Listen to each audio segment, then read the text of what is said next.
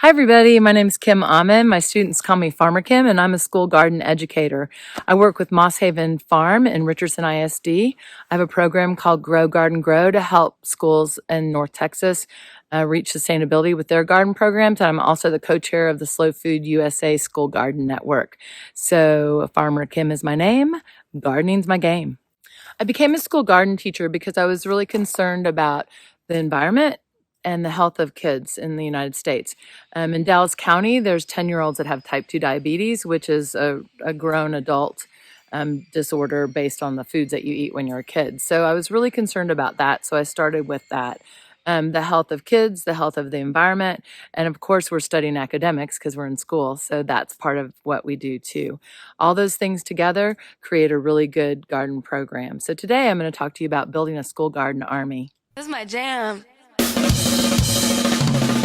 We like vegetables, they're very edible.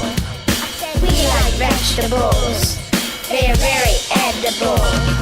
If you like cucumber, well, I got your number. Well, if you like celery, I know what you're telling me. If you like asparagus, put it down your esophagus. And if you like purple cabbage, I got something you could ravage. If you like artichokes, well, you're gonna be stoked. And if you like corn, well, I'm glad you were born. If you like green beans, then eat some by all means. And if you like carrots, don't feed them to your parrot. If you like cauliflower, it's gonna give you power. And if you like onions, well, it'll keep you running. And if you want some peas, come on and say please. 'Cause I fight to the finish when I eat my spinach. We love our school farm! I like the farm because we get to feed chickens. I like the farm because we get to see beautiful plants and animals. I like to plant stuff, and I like to share it with other people. I like the farm because we can plant plants that make flowers. We hunt for tomatoes in our giving garden, literally. Here you go.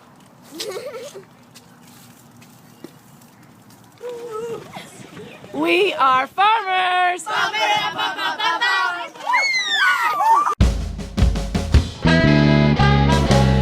Food is a connector in so many things that people do. So it's a really good place to start with the garden.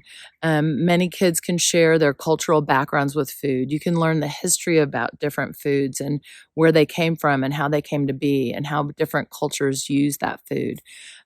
Food teaches you a lot about the health of yourself.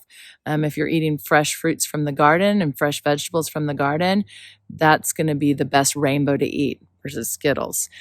So I teach kids to eat a rainbow on their plate, but not a rainbow in their candy bag.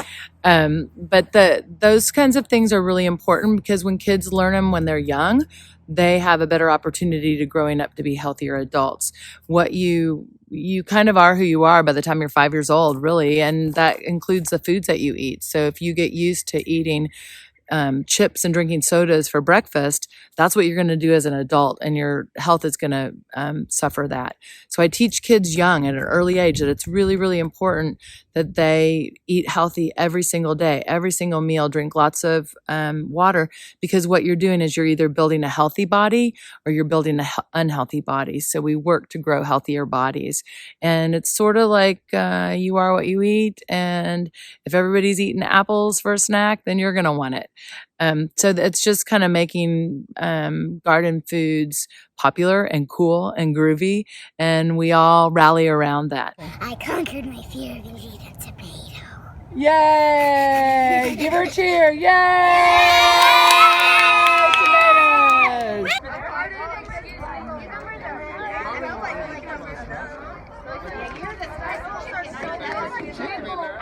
Come on! Growing a garden gives your school garden army ample opportunities to try new and different foods that perhaps they would never have tried at home. Kids don't eat the recommended 8 to 12 servings of fruits and vegetables a day. And so it's a big shock to them that that's how many you're supposed to be eating. But when they learn about different foods, when they plant different foods, those seeds that they put in the ground can lead towards a new taste flavor of theirs that they love. It also can connect cultures. There's lots of different foods that are prepared in different ways. And so when you're at the table talking about food and bringing food to the table, it connects everybody because they can say, this is the way my mom cooks it, or I do this at home, or my favorite way to do this is that. And so kids learn from each other, and it provides opportunities to explore different foods, learn from others, and make some changes. And when you're celebrating healthy food and rallying around onions and garlic and carrots and potatoes, that's pretty cool. So getting kids to buy into that is really important to grow healthier kids and a healthier community. That one, I have the most. No, I do. No, I do. Look at this. Show. What? Wait one sec. I have a jackpot right now. Yeah, I think people are going to be more happy to find Stop it, Ethan. This is the ultimate jackpot muscle. Your school garden army can accomplish many learning objectives while they're at the garden, whether it be math, science, social studies, history, art, language arts, or social skills. Lots of things can come from the dirt and the soil and the plants and the animals and each other. Teachers don't have enough time to teach all the curriculum that they're required to teach, but in a garden, you can cross-connect your curriculum and connect many different activities all into one thing. With a little bit of planning, the learning can go a long, long way and accomplish many things. Plus, it's really fun. The kids enjoy it. The kids remember it. It's hands-on. It's in nature. They're breathing fresh air. They're making their academics make sense because it's in the real world setting, and that learning is what's going to stick. Those are the things they're going to remember. So teaching math, the perimeter and the area of a garden, how long it takes for seeds to germinate, the success rate in your germination, finding percentages, decimals, fractions, all those things that are really kind of obscure learning can connect very closely in nature, and the kids will understand it. You can teach erosion to kindergartners, even though it's a 4th grade skill, and they understand it when it's washing away the soil that is where the tree roots are. They get it, they understand it, and the natural world is the best teacher that we have, and it's free, and it's out there for everybody.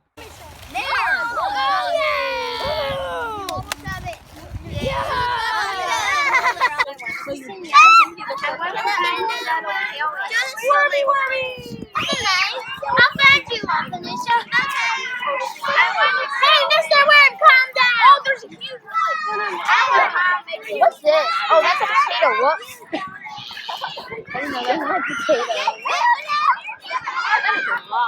What's this?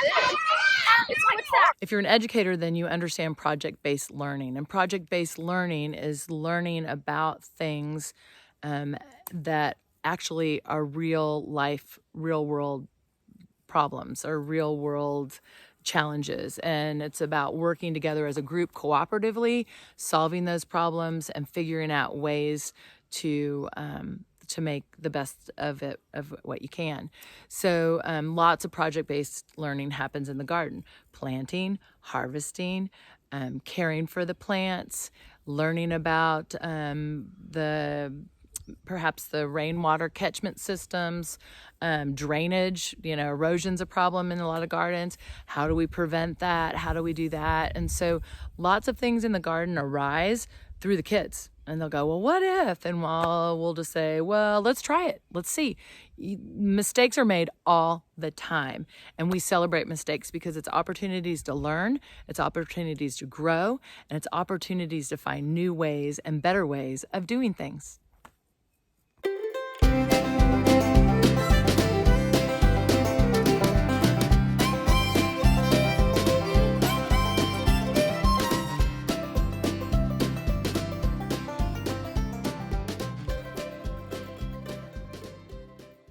Your school garden army is the workforce of your garden. If you have 500 kids and they have an attention span of 5 minutes, that's a lot of time that you can get mulch moved, you can get weeds pulled, you can get things mulched and watered and planted. And so using the kids, and it's okay if they mess up. They're going to make mistakes. It's fine. Let them do it. It's not going to be the arboretum. A school garden is not the most beautiful thing year round. There's beauty in it, but sometimes it doesn't look quite great. But that's okay because it's a process. It's a project-based, real-world laboratory for kids. You know, we've had kids take a whole handful of carrot seed and dump them in one place. Well, you're going to get carrot tops, but you're not going to get the pretty carrots. So let it grow. Figure out what happened, what went wrong, what you could do different. It's a really important learning process for kids. It's how I learned to garden. I made tons of mistakes. And you just try. And the more you try, the more you see what you did right, what you did wrong, how to self-correct, how to do it different next time. And then a pest comes in and it throws everything out. So it's a real opportunity for authentic learning that can really help kids be better problem solvers, help them deal with failure because we don't always get the carrot trophy at the end. And it just helps them be proud of what their work and their success and what they do in the garden. Garden grow, grow, garden grow, grow, garden grow, grow, garden grow.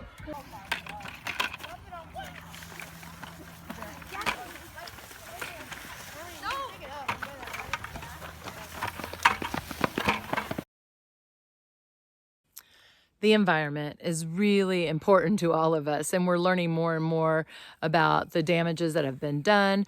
When I grew up, the environment was beautiful, carefree, and there wasn't a world of worry.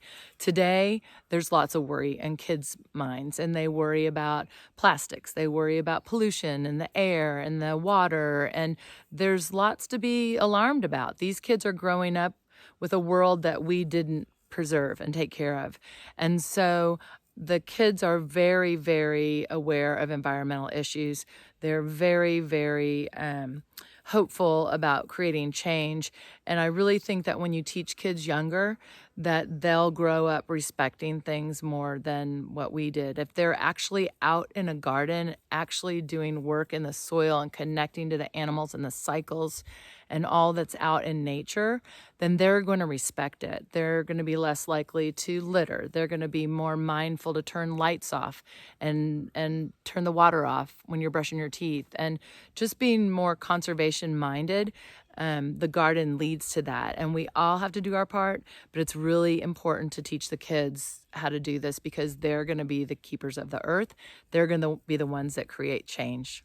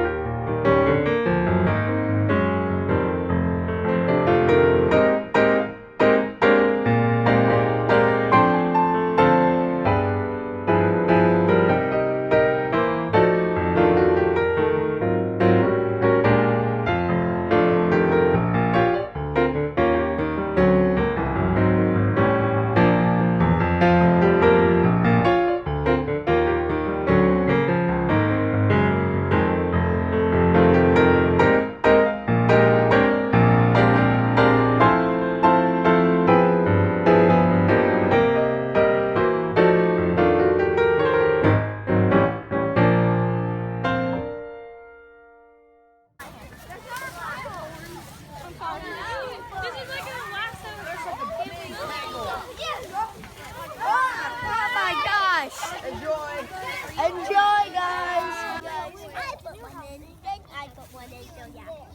Michael, you should yeah.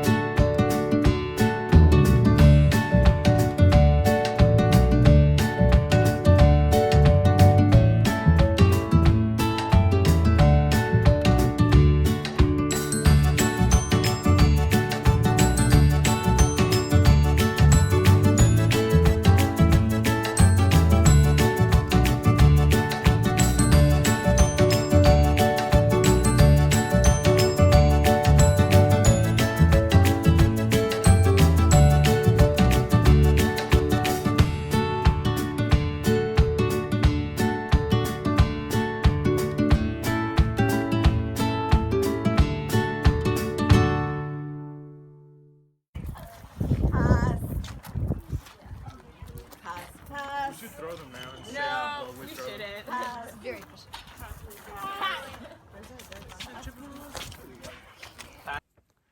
Community counts. Every school has a community that can help in different ways. And so reaching out to your community, the members of your PTA, the businesses that are nearby, the organizations like the Scouts and the high school students that need service hours and the service leagues and organizations. Every single school has people that can help with their garden, and each school looks a little bit different based on what their community can support. So it's really important to utilize your community, to ask for help, to ask for donations, and you never know. There's parents that may not be really responsive to sitting in a PTA meeting, but they might be experts at gardens, or maybe they have seeds that were passed on by their parents, or they're from another culture or country, and they can bring in amazing lessons for your students and for yourself.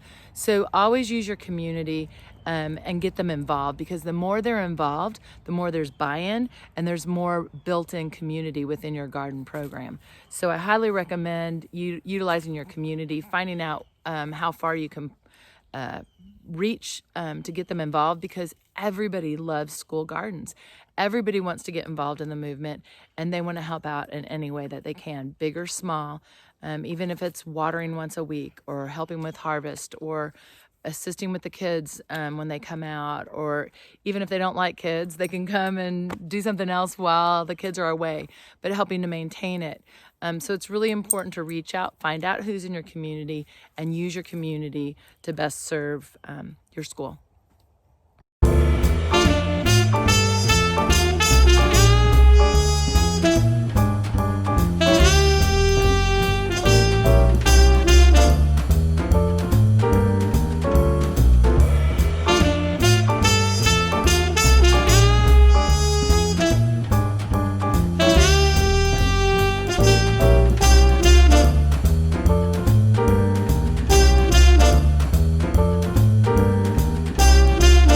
You can never tell jokes on a farm because the potatoes have eyes, the corns have ears, and the beans stalk.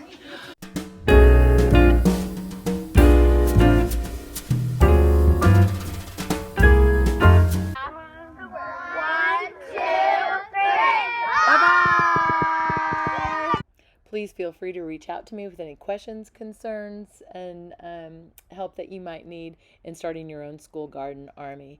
I've included some resources that are really helpful and that might assist you in your adventures in garden land. Good luck.